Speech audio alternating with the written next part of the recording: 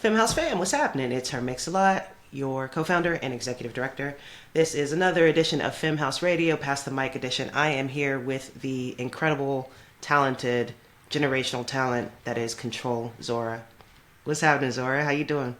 I'm good. How are you? I'm doing well. Thank you for being here with us.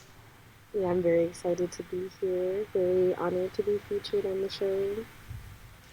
We're big fans of you at Femme House, and for those of us that have had the pleasure of seeing you DJ and take over a room as if you built that room yourself, like I can't wait for this like potentially like millions of listeners right now throughout the globe to hear you DJ on the radio and hear you listen to you from their cars and their kitchens and et cetera, et cetera.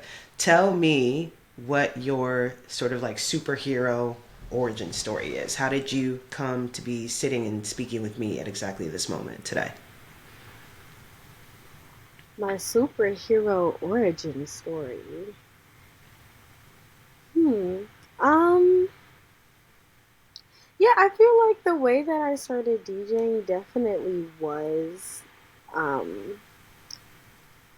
Yeah, it could definitely fit that trope. I think, like now that I'm thinking about it, it wasn't very intentional in the beginning. I feel like I always music has always been my life, like in every way, shape, or form, whether it was like playing piano or singing or being involved in like the church choir. Like my dad was like a very big, extreme like black music enthusiast. And I'm just kind of using that as like an overarching branch because I feel like that covers so many different subgenres, but especially like jazz, like or black contemporary music. House music, R&B, like I think blues was the first genre I heard growing up. So I feel like I always had a fascination of that and also just kind of like the musical anthology behind all of it. So I had I feel like the closest relationship I had to something as DJing was just doing a lot of music curation in my teens. Like I ran a music blog. I also published a lot of playlists and gained tractions on the playlist, or just did yearly or monthly like wrap ups. Um, but I had primarily went to college for psychology and sociology. So I never really took DJing seriously or music seriously as like an actual career or full time thing um, until post college. Sophomore year,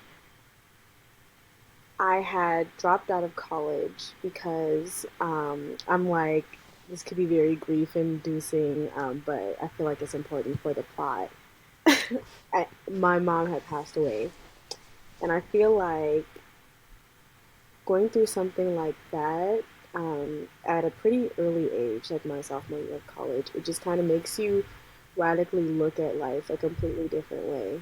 Um, so I pretty much, as I'm going through a grief process and a healing process, I feel like music had always been something that had been just like a healing through line for me. Like, regardless, I feel like I had encompassed myself with it more and more. I feel like with me taking more time to revisit the trajectory of my life, realizing what I found truly fulfilling, um, what I like spending my time doing. I feel like I had such a deeply embedded tie to house music, Chicago house music locally, the stories behind it, being surrounded and like submerged with the scene around it, like especially through my dad, like him being in the thick of it in the south side of Chicago. I feel like I don't know, it all tied together and it all made sense. And I feel like something as life altering and, like I said, just like significant as like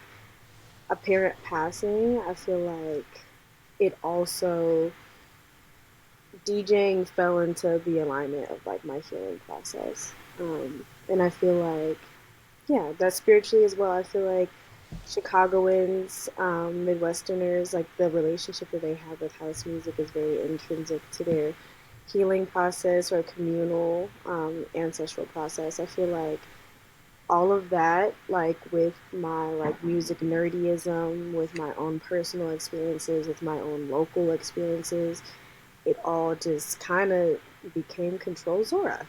Um, and I feel like that as well, me having such a deeply embedded tie to like the generationality of house music has made me have a lot of like interesting um just like see-through lines of like the generationality of house music, especially now in contemporary house in Chicago. I feel like I've been able and open to so many like interesting and I feel like once of a lifetime experiences with legends and people who are solidified in the game to like experience that with the current generation who earlier would probably not be aware of the actual origins of the genre itself and the music that it's put out by.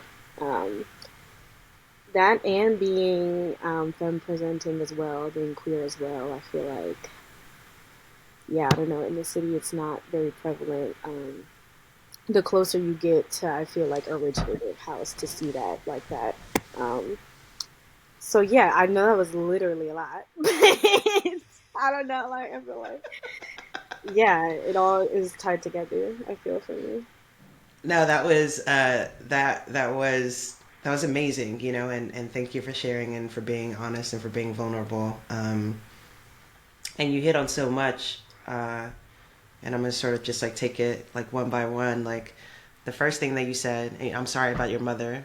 Um, the first thing that you said sort of stuck with me because nearly every artist I talk to, especially artists of color, especially in dance music, um, seem to have like a narrative thread, a narrative bond that ties us all together, and it's typically loss and like this catalytic loss that sort of like pushes us to sit with ourselves and sit with our ancestors and sit with our recently departed loved ones and say, yo, what am I doing? Um, Mm, how do I want to create my life? How do I want to create space for others to create their lives? mm, Um, and so I think it's really cool and brave that you would share something so personal, not just with me, but with our listeners here. Um, we have all like experienced great loss like in the past like 4 years, you know, with the pandemic, and we haven't talked about it. Chicago is can often be a center of great loss, especially to Black lives. mm, Chicago to me is like, you know, it's like a black mecca if you think of all the things that started there and thrive there even in the hotbed of like struggle, like, you know, jazz and blues and yeah. house. How does that and how has that sort of informed the spaces that you create and take up, not just for yourself but for other queer DJs or, you know, other femme presenting DJs and in a movement that's sort of largely been hijacked by us, its creators? How do you contend with that in Chicago? I don't know. I feel like yeah, I don't know. I feel like that information is like a primary motivator of like pretty much everything that I do, like DJing wise, motive wise, outside of just my own expression. I feel like I wouldn't have even put myself out there to DJ as much if there wasn't like an extreme lack of just like equity and resources and platforming that like goes on within the city with our own music. Like I feel like Chicago is described as the most segregated city when it comes to just like ethnicity, but I feel like also that branches out to genre as well. Like even interpersonally within the genres. Um, I don't know, just like growing up, digging, and being a musician and starting to meet more and more of like my idols and legends and literal architects of the genre and realizing that they were not nearly as getting as much recognition or flowers like within the city and rather like promoting or highlighting people who are transplants or just does not have honestly like the same resume or repertoire as these people. They can't, like, they're not old enough. Like, it's just not plausible. It's just realizing and like seeing that disparity more tangibly. Um, I feel like it's kind of like a personal duty to make sure that there's like more, um, just like black musicians, black DJs, like non-cis het DJs, queer DJs, like out on the floor, especially if there's lines through those identities as well, because I feel like those are the literal originators of house music. It was queer DJs, it was black DJs. The culture was very, very inclusive, and the DJs were very, very inclusive. And there wasn't as much segregation. That was like the literal point of house music and why it was created, to kind of tear those walls down. So it's just kind of, I don't know, been very like jarring to just see how that reality comes into play in literally every part of navigating, like playing in the club, and outside of the club, like within the city. Um, so yeah, I feel like as I learn and I intake more of this knowledge, like music wise and social, culturally, I feel like with that in mind, it makes me so much more like intentional about making sets that I feel like can also inform and educate other people as well. Because the dance floor is also a classroom. Um, yeah. I love that. I love like sort of like the optimism that you end that really important and sort of heavy point with, right? The dance floor is also a classroom, and I feel like that's how queer people and folks of color and the otherwise marginalized have always treated it. And I agree with you. You know, it is so jarring to sort of feel like as arbiters and creators of a movement that like now we're sort of treated as like guests and like not very welcome guests oftentimes.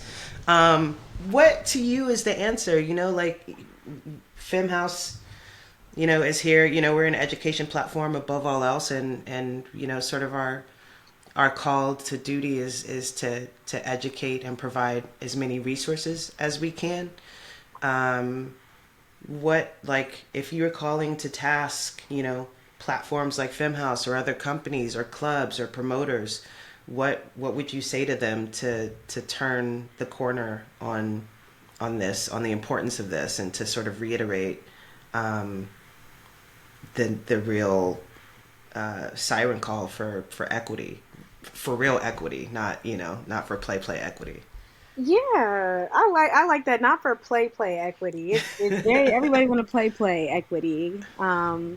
Because it just takes work to do real equity, as anything does. Like with good time, it's going to take intentionality. I just feel like taking the time rather than just like booking people or paying people within your own ecosystem, especially if you are not like someone who is like from a demographic that is originative like to the genre. I feel as if like it should be imperative to actually study what's going on within the actual ecosystem itself, like who has been putting out the music consistently, to the masses. Who does the audience want to hear, like, and has been wanting to hear, um making sure that everybody gets the right treatment. I feel like it's just like the microaggressions are just like very like subconscious, even with like promotion, I feel, of people of color.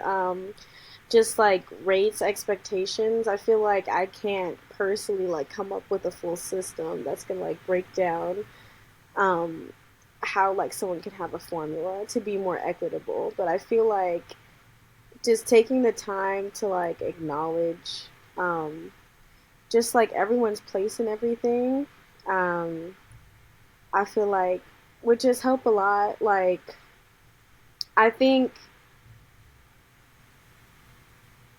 it would take some deconstructing or unpacking, I feel, for a lot of promoters, and collectives like clubs to even like unpack what they think the genre is itself. I feel like if Mm. everybody did a lot more actual homework in the then rather than just like only focusing on the now, like Mm. it will be a lot more like informative on how the culture could be preserved, because I feel like it was a lot more equitable then, actually, before it started to get more and more gentrified.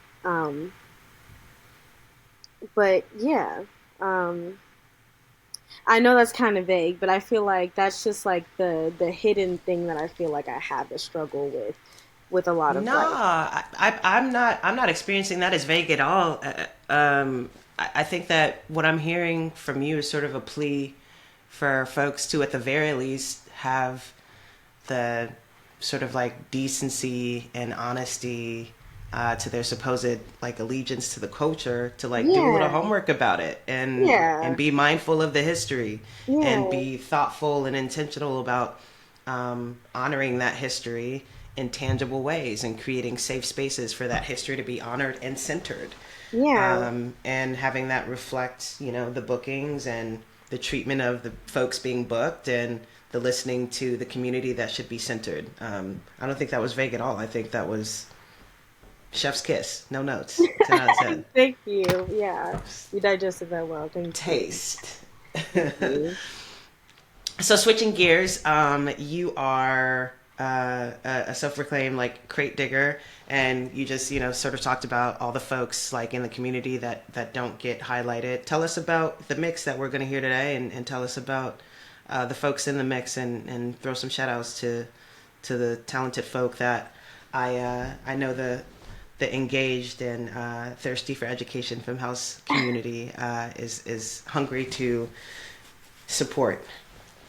Yeah, I didn't shout out the Midwest. Always have allegiance to the Midwest. Is giving Chi-Town by way of Detroit. I feature the likes of the late K Hand out of Detroit. One of my favorite producers in general.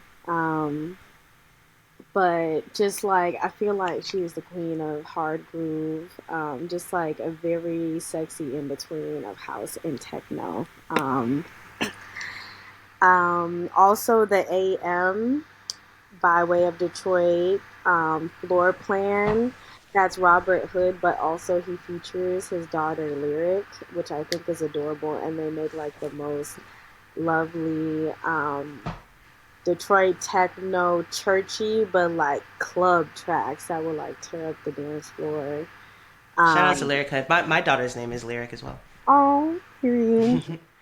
Um, More Detroit natives, Boo Williams. I have a Ron Trent remix, who is also my mentor, who is also one of the architects of Deep House, Soulful House, Afro House. Um, Yeah, just like very heavy focus, I feel, on the Midwest. I'm trying to think, I have some New York features too, but I just wanted to really embody and encapsulate just like the feelings of just like Midwestern house, Midwestern techno. I feel like it just carries a certain level of like grit and groove that can't really be encapsulated by other places. I feel like it gets tries to get replicated all the time with house and techno, right? Everywhere else wants to be a house and techno mecca, but I feel like there's no place like home. And I feel like, yeah, Lady Blacktronica as well. A very lovely black woman DJ. Oh, and Janifa Mayanja, who I'm also going to be playing with at Smart Bar, upcoming with. So, yeah, I wanted to be sure to feature black women producers, black women DJs. That's incredible, and Yeah. everybody will have access to the IDs, and we're gonna throw a couple on the Femme House playlist as well. Um, where can folks find you next? I'm sure that everybody's gonna listen to this mix and want to be in the Control Zora business and go to some shows and throw you some support. Tell us about what you got coming up. Yeah, I'm excited to be joining Ron Trent at his residency at Smart Bar again. That's coming up May 17th. I'm not sure when this comes out. But I also am going to be returning back to New York, and I'm going to be playing Nowadays Brooklyn with Soul Connection. That's a party run by Lovey's World and Honey Bun, a very renowned like Brooklyn party at Nowadays, which is one of my favorite clubs in Brooklyn. I'm also going to be playing Public Records in New York with Donis BK, one of my Soulful House homies, in the atrium. Very good times. And I'm also going to be playing Supernatural Disco with Nagod. That's going to be in LA, June 21st. So that's going to be I'm my gonna have to first pull up to LA that one. debut. Yeah, it's for Yeah. the black queer baddies. We're going to be playing Yes. real shit. Like, come through. I'm very excited for that party. And Nagod is an extremely talented DJ that you guys should check out in the LA area. Incredible. My last question, I ask it of everybody that I've talked to, everybody that I find interesting.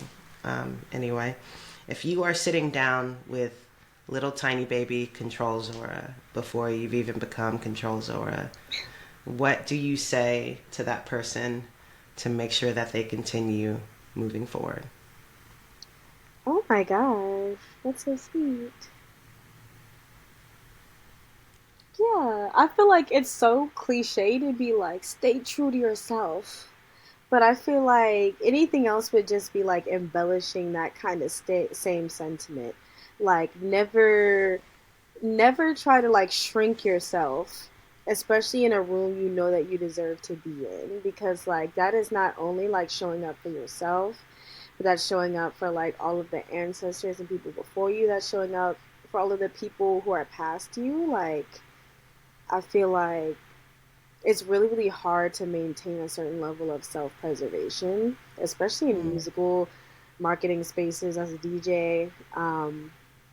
I feel like, yeah, I've reached levels and done things that I thought were completely unfathomable, and still like been very, very fulfilled. Putting out the music that I do and repping my city the way that I do. So I would just tell little Zora to like stick to that gut that like they've always had since they were a child, feeling that way, and everything will work out. Um, yeah. Femme House fam, you heard it from Zora. To thine own self be true. Thank you, Zora, for everything that you do. Thank you for your contributions to the culture. Thank you for being a dedicated archivist of the culture. Thank you for being talented as fuck and making us dance. Ah, Ricky. And thank you for helping hold the culture accountable in ways that it needs to be. We love you. We support you. It's period. I'm gonna see you in LA in It's June. It's very right. Yes. it's and Yes. so I really don't need to say shit else. So, Femme House Period. fam, I'm her mix a lot. This is Control Zoro. Fuck with a nigga. Love y'all. Thank you.